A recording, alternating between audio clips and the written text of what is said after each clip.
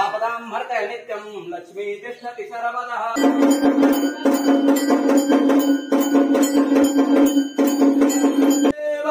शंभो शंकरः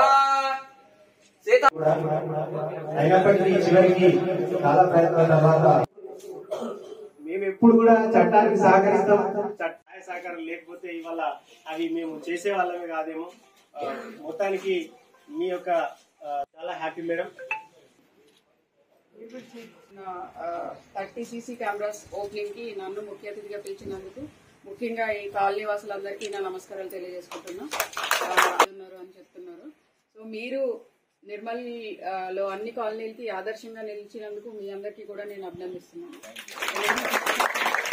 ఎందుకంటే first time నేను వచ్చి ఆల్మోస్ట్ 1.5 year అయిపోయింది.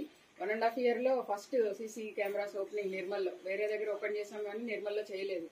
అందుకని నేను మిమ్మల్ని అందరినీ కూడా మనస్ఫూర్తిగా అభినందిస్తూ ఉన్నాను. ఇప్పుడు రకరకాల దొంగతనాలు కొత్త కొత్త పొందలు తప్పుతున్నాయి. ఎట్లా అంటే కొంతమంది పేకాటకు అలవాటు పడి ఓడిపోయి వచ్చి దొంగతనం చేసి వెళ్ళిపోతున్నారు. ఇదివరకంటే దొంగలంటే సెపరేట్ గా ఉండేవాళ్ళు, వాళ్ళే వచ్చేవాళ్ళు, వాళ్ళే చేసేవాళ్ళు. వాళ్ళు కొన్ని దొంగతనాలు మాత్రమే చేసేవాళ్ళు. ఇప్పుడు చైన్ స్నాచింగ్ అంటే కొంతమంది, ఇల్లు దొంగతనం అంటే కొంతమంది, బైక్స్ దొంగతనం అంటే కొంతమంది. ఇప్పుడు అట్లా కాదు, ఏది పడితే అది ఎవరు పడితే వాళ్ళు చేస్తా ఉన్నారు.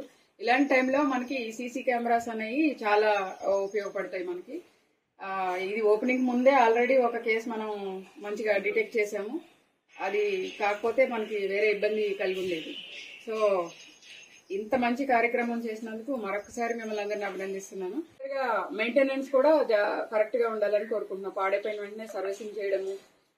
ఎందుకంటే పెట్టిన ఉపయోగం లేదు. మీరు 2.5 లక్షల వరకు ఖర్చు పెట్టారు, దానికి మంత్లీ కరెంట్ కూడా ఎంతో అవుతుంది. సో ఒక పని చేసినప్పుడు దాన్ని కంటిన్యూస్ గా చేసుకుంటూ వెళ్ళినప్పుడే దాని ఫలితాలు మనకి దొరుకుతాయి.